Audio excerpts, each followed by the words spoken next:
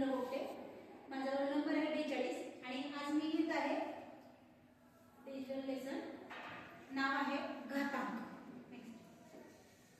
घातांक म्हणजे काय आपण मागच्या वेळेस इंट्रोडक्शन बघितलेली होती. घातांक म्हणजे काय कोण सांगू शकेल? एखाद्या संख्येचा जेवढा वेळा गुणाकार करतो ती संख्या म्हणजे त्या संख्येचा घातांक. बरोबर. नेक्स्ट.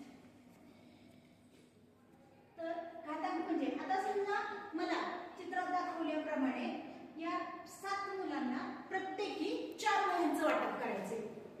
7 मुलांना प्रत्येकी 4 वह्यांचं वाटप करायचे. बरोबर. मग मी एकूण वह्या किती वाटल्या हे कसं ठरवणार? तर मी इथे 7 वेळा 4 ची बेरीज करणार. बरोबर. 7 वेळा 4 ची बेरीज केली. मग किती आलं त्याचं उत्तर? एकूण वह्या बरोबर 28 आलं. ठीक आहे. इथे काय झालं? 7 वेळा 4 ची बेरीज म्हणजे 4 या एकाच संख्येची वारंवार बेरीज झाली. तर याऐवजी आपण काय म्हणतो?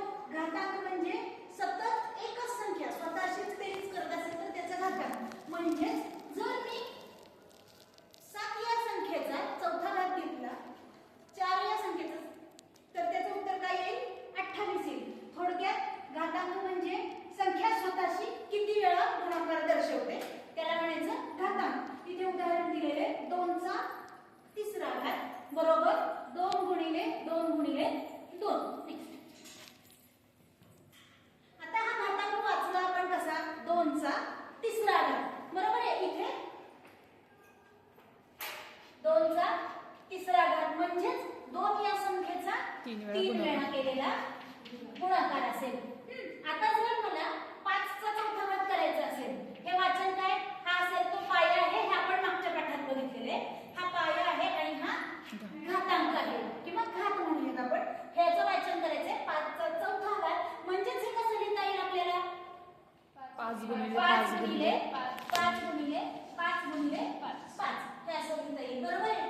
आता हे घातांक म्हणजेच आपण या घातांकाचे काही नियम आहेत. बरोबर आहे. आपल्याला मोठमोठे ऑपरेशन्स करावे लागतात. त्यासाठी आपण जर घातांकाचे नियम केले तर आपल्याला अचूक उत्तर शोधायला मदत मिळते. तर पहिला नियम आहे गुणाकाराचा नियम. Law of product rule. त्यात काय? समान पाया असलेल्या संख्यांचा गुणाकार करताना घातांकांची बेरीज होते. पहिला नियम काय? समान पाया असलेल्या संख्यांचा गुणाकार करताना त्यांच्या घातांकाची बेरीज होते. म्हणजेच जर a हा आपली एक संख्या आहे म्हणजे a हा काय असेल? पाया असेल आणि m हा त्याचा घात असेल.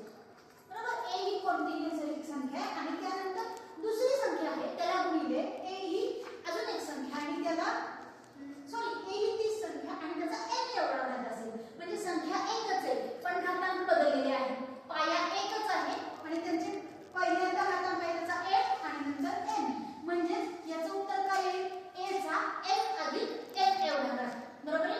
a चा m अधिक n एवढा घात. त्याचं उदाहरण बघा.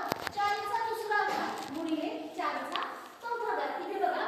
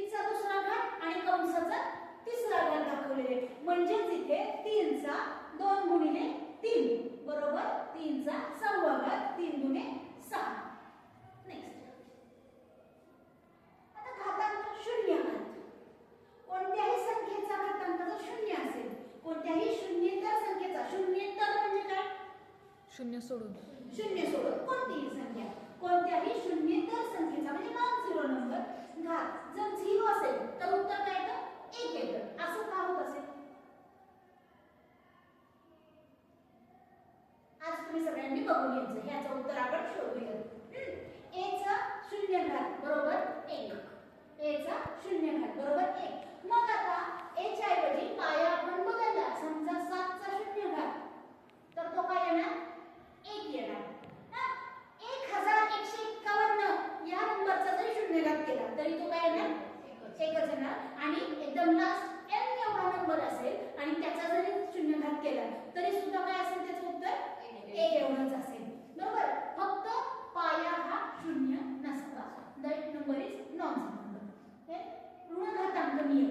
ऋण घातांक म्हणजे जर आपल्या घातांक संख्या असेल, घातांकी संख्या ती काय असेल?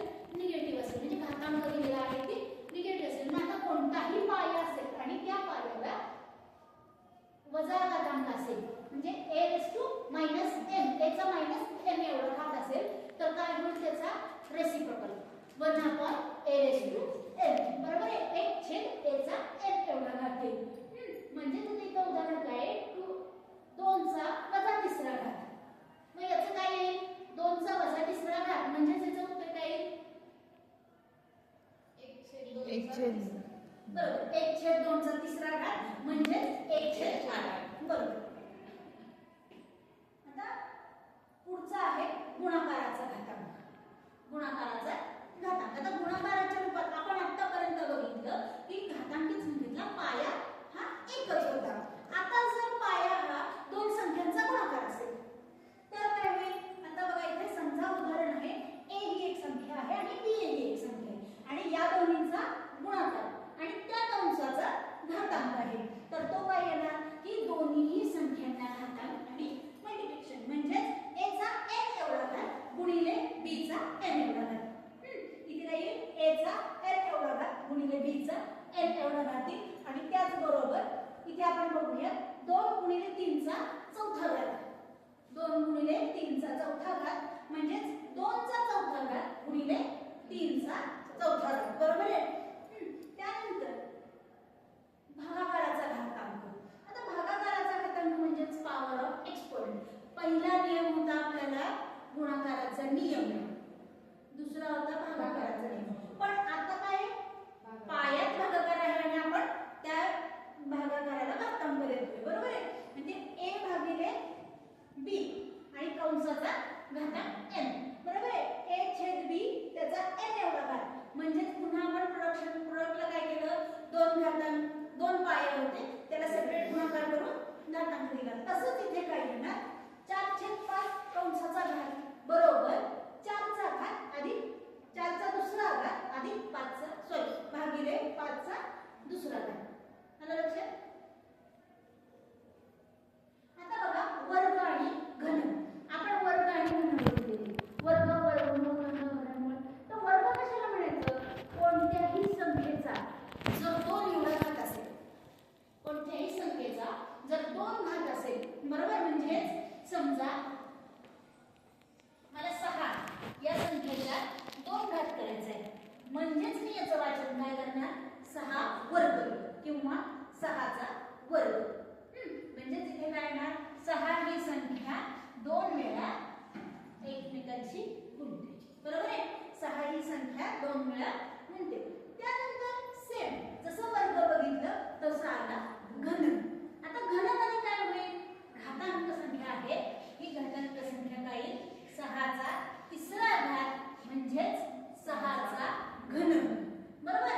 एक्झाम्पल काय घेतलंय? 6 चा तिसरा घात हा झाला 6 चा घन. इथे काय होईल? घन म्हणजे 6 चा तिसरा घात म्हणजे ही 6 ही संख्या 6 गुणिले 6 गुणिले 6. बरोबर आहे. मग कधीही वर्ग जर आलं तर काय म्हणायचं? ती संख्या 2 वेळा गुणाकार होते आणि घन जर आला तर ती संख्या काय होते? 3 वेळा गुणाकार होते.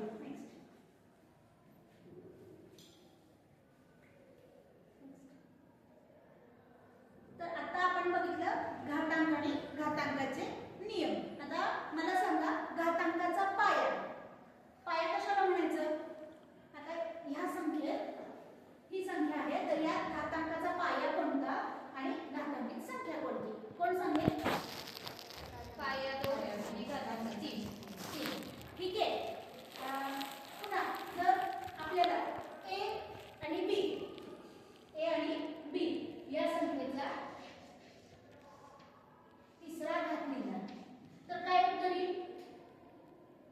A चा क्यूब, तिसरा घात B गुणिले चा B क्यूब. चा तिसरा घात. बरोबर. A चा तिसरा घात गुणिले B चा तिसरा घात. करेक्ट. आणि जर A चा तिसरा घात अधिक B चा तिसरा घात असेल तर काय येईल?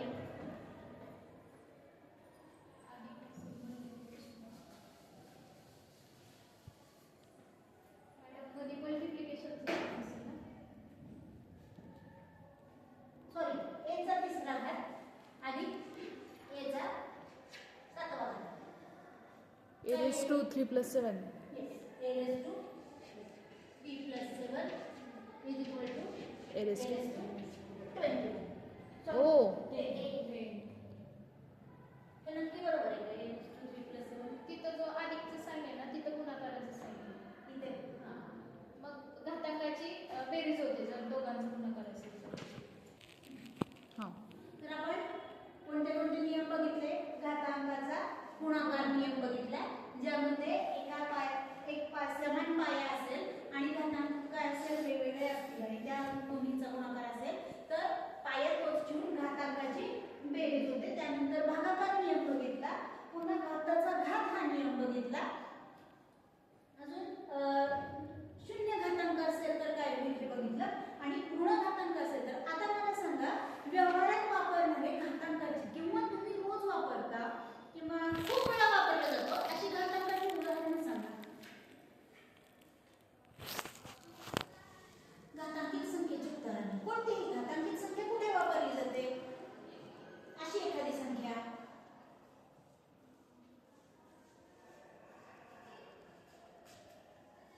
बघा, आताच आपल्याला माहिती आहे सूर्याचं वस्तुमान. सूर्याचं वस्तुमान किती होतं? 10 raised to किती? 2.7 into 10 raised to 30. करेक्ट. इथे काय असेल? 10 घात म्हणजे 10 चा 30 वेळा गुणाकार. इथे 10 चा 30वा घात. हे एक्झाम्पल झालं घातांकित संख्या